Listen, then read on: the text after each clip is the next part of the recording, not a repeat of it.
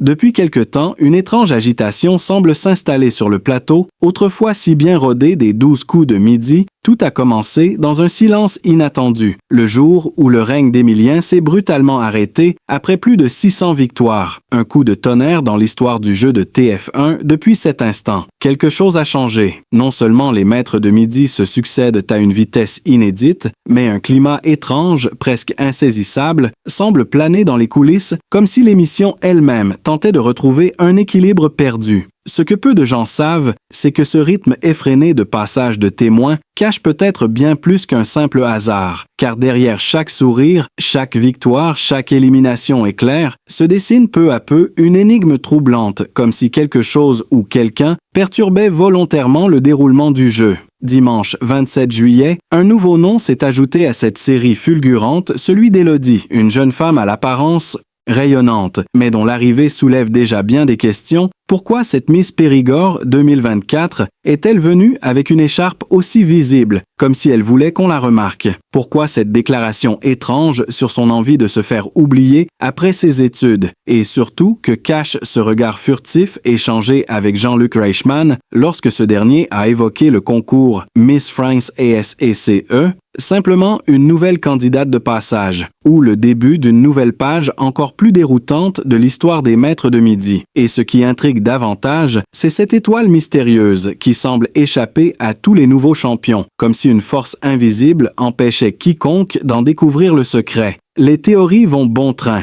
Certains parlent d'une coïncidence, d'autres d'un bouleversement volontaire dans les rouages de l'émission. Une chose est sûre, ce que vous allez découvrir dans cette vidéo pourrait bien tout changer. Restez jusqu'à la fin et surtout abonnez-vous pour ne rien manquer de ce que nous allons vous révéler. Et puis, soudain, il y a eu ce moment, ce frisson, ce flottement à peine perceptible, mais que les plus attentifs ont tout de suite ressenti, lorsqu'Élodie a trébuché sur une question pourtant simple. Une question à laquelle elle aurait dû répondre sans hésitation, selon son profil, selon ses études, selon son parcours, une faille minuscule, mais réelle, comme un grain de sable, dans une mécanique trop bien huilée. Ce n'était pas une erreur anodine, c'était une cassure, une dissonance. Et dans le regard de Jean-Luc Reichmann, on a vu l'ombre d'un doute une fraction de seconde à peine, mais suffisante pour éveiller les soupçons. Car dans les coulisses, il se murmure déjà que certains profils seraient volontairement mis en avant, d'autres, au contraire, écartés sans ménagement, pour des raisons qui échappent au public, une gestion millimétrée des destins, une mise en scène qui dépasse le simple jeu télévisé, comme si l'émission s'était transformée en théâtre d'une stratégie beaucoup plus vaste, et ce n'est pas tout.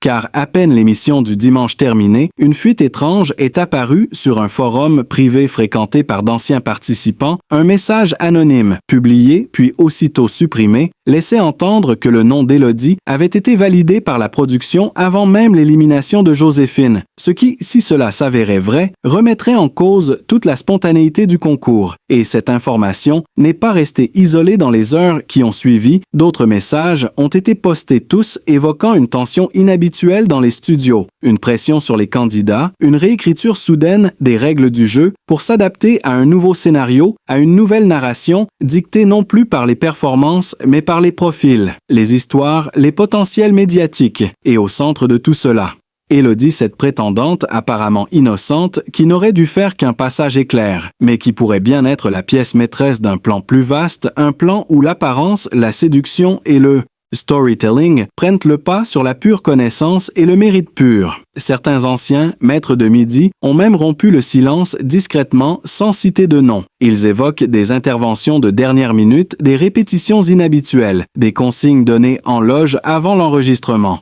Et l'un d'eux va plus loin, affirmant qu'une des étoiles mystérieuses récentes aurait été modifiée en cours de diffusion pour correspondre à un indice glissé volontairement dans les échanges avec l'animateur, comme si l'on cherchait à orienter la découverte vers un candidat précis, et alors que ces révélations font leur chemin. Un autre élément vient tout bouleverser, une vidéo capturée accidentellement par un technicien en régie durant la pause d'enregistrement montre Élodie discutant à voix basse avec un homme qui ne fait pas partie de l'équipe habituelle, un visage inconnu, mais qui semble donner des instructions précises. La vidéo est floue, tremblante, mais le ton de la conversation trahit une forme de préparation, comme si les réponses à venir étaient pour déjà connues, comme si le hasard n'avait plus sa place sur ce plateau. Et dans cette ambiance de doute et d'incertitude, une question s'impose de plus en plus violemment. Le jeu est-il encore un jeu ou est-il devenu un spectacle millimétré? Un feuilleton où les rebondissements ne sont plus dus au destin, mais au script écrit dans l'ombre, pour maintenir l'audience, pour garder le contrôle, pour orienter l'émotion collective. Et plus les jours passent, plus les incohérences s'accumulent. Des montants qui varient légèrement selon les versions du même épisode. Des erreurs d'affichage corrigées sans explication. Des réactions trop bien cadrées pour être spontanées. Et toujours cette impression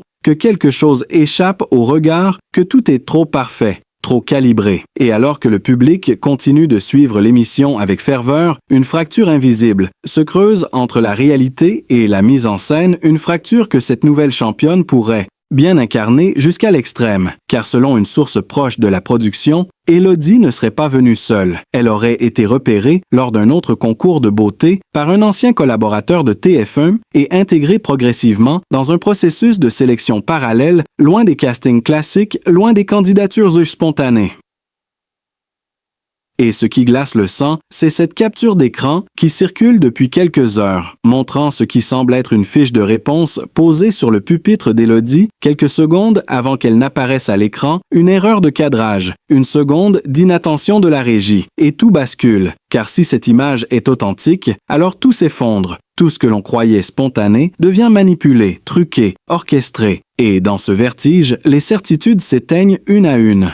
Alors que le doute s'installe et que les révélations s'enchaînent, une chose est certaine, cette affaire ne fait que commencer. Et ce que vous avez vu aujourd'hui n'est qu'une infime partie de ce qui pourrait bien être le plus grand secret, jamais dissimulé, derrière le sourire des maîtres de midi. Pour ne rien manquer des prochaines découvertes, abonnez-vous dès maintenant et restez connectés car la vérité pourrait bien exploser là où personne ne l'attend.